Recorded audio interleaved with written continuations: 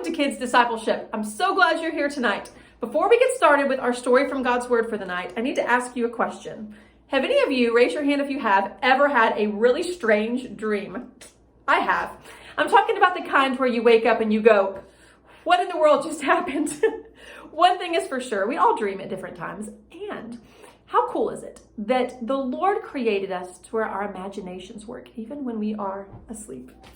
The second thing I want to tell you about is that sometimes there are things that when I smell them or when I hear them or when I see them, I'm reminded of something that's happened in my life or of people that I know. For example, anytime I see a golf ball, I immediately think of my dad because my dad is a phenomenal golfer and he loves it. It's his favorite thing to do apart from being with his family is to play golf. Whenever I see pineapples on something, like these pineapples on this pillow that I have in my house, I always think of my husband's mom because she loves pineapples. And whenever I hear this theme song from this old video game that my brother and I played together every single day growing up, I automatically think of my brother. I'm going to play it for you. Ready? Here's how it goes.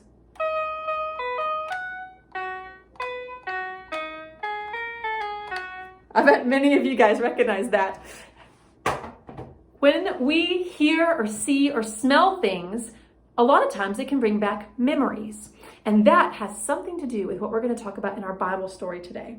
So I want you to just get ready, get set. We're going to dive into Genesis together, chapters 40, 41, and 45. Here we go.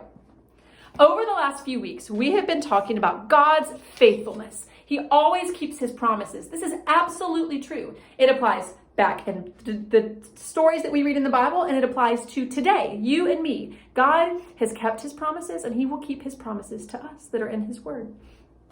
We're going to see a man named Joseph, who we talked about last week, and we're going to see where he is after the story from last week and what happens to him. He has a choice to make. But before then, we're going to see Joseph's trust in the Lord, and we're going to see what happens when he meets some people who have really strange dreams. Here we go. When we left off last week, Joseph's brothers were super jealous of him. They were jealous because his 11 other brothers were loved by their dad, but not in the way Joseph was. He was deeply loved by his dad. His dad gave him things that he did not give his brothers, and those brothers, they weren't having it. So one day, they captured Joseph, and they sold him into slavery. Guys, what a dark and sinful place those brothers were at with their jealousy. That's not a fruit of the Spirit, by the way. That they would do that to their brother.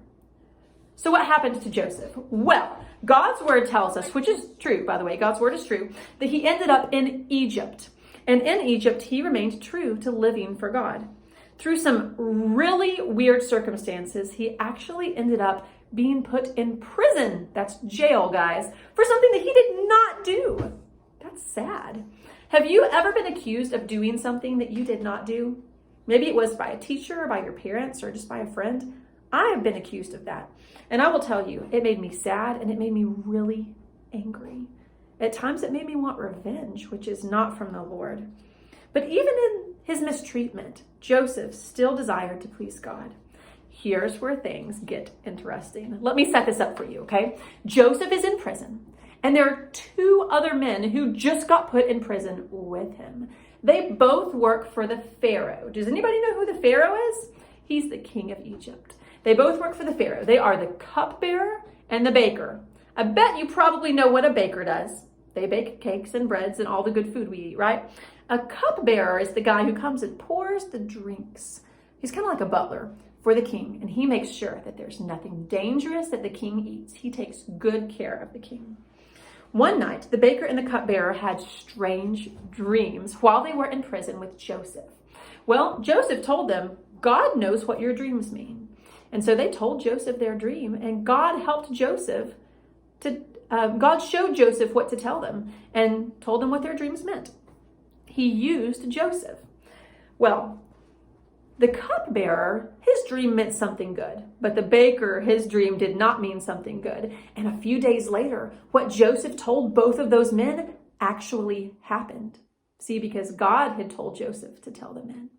And the amazing thing is that when Joseph looked at the cupbearer, he said, your dream means that in 3 days, you're going to get out of prison and you're going to go back to your job. And would you please remember me when you go back to your job. Remember me in prison. I didn't do the thing that I'm here for. Please tell them so that I can get out," was what Joseph was hoping. Well, guys, I have bad news. When the cupbearer got out of prison, guess what? He forgot about Joseph. He didn't just forget about him for a few days. He forgot about him for 2 whole years. I cannot imagine how hard that would be. But Joseph, he kept trusting the Lord's plans for him. After 2 years, another strange dream happened. But this time, it was not somebody in prison with Joseph. This time, it was Pharaoh himself. Pharaoh did not understand his dream. And guess what happened? In the same way that I showed you things that when I see them, they remind me of people, the cupbearer heard about Pharaoh's dream and he remembered. He remembered and was reminded of Joseph. Well, this is great news, guys, that he remembered Joseph. It says right here in Genesis 41:14, "Then Pharaoh, as a result of hearing this, sent and called Joseph, and they quickly brought him out of the pit." That's the prison, right? So they got Joseph out, and Joseph came and he talked to the Pharaoh, and Pharaoh told him his dream. Joseph, in his faith in the Lord, did not take credit for being wise and knowing the interpretation of Pharaoh's dream. Oh no. Instead, Joseph said, "The Lord is the one who knows it." And Joseph told Pharaoh what his dream meant. Well, Pharaoh had 2 parts to his dream. The first part had to do with 7 years, and the second part had to do with 7 years. In the first part of his dream, Joseph told Pharaoh, guess what? We're about to have 7 years of tons of food, our farmland, our harvesting. We're going to do great. But then after that is going to come 7 years of very poor harvest, where we will have a famine. We will all be hungry if we don't plan and get ready for it. And this is one of my favorite parts.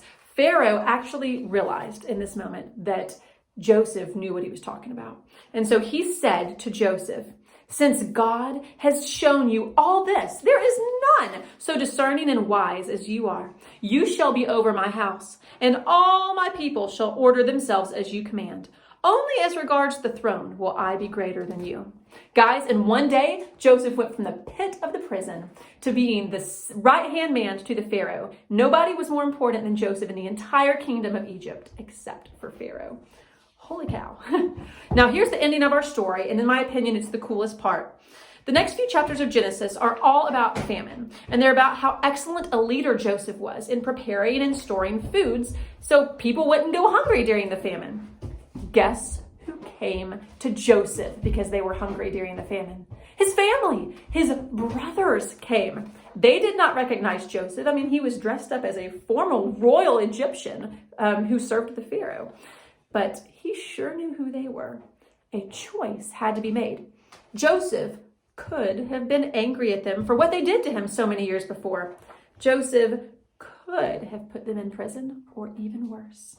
Is this what Joseph did? Let's find out. In Genesis 45, we read that Joseph sent everybody else out of the room and spoke with his brothers and told them who he was, and who wept because he was so glad to see them. He forgave them, guys. He knew that God had allowed all of this to happen to him so that Joseph could help people in the end. And there's a verse at the end of Genesis 50 that talks about how Joseph knew that his brothers intended to harm him, but God intended it for good, that the Lord used all that hard stuff to get Joseph where he was supposed to be. Joseph's family moved to Egypt and lived there for many years. The Lord kept his promises to Joseph, all the way from what we talked about last week, where he had that weird dream where his brothers' sheaves were bowing down to him. Isn't that what happened when his brothers came and they said, "We need food"? It was the Lord preparing him for that moment. Joseph was only faithful because our God is faithful first. You and I can trust that God always keeps his promises, because not one word of all the good promises that the Lord had made to the house of Israel had failed. They all came to pass.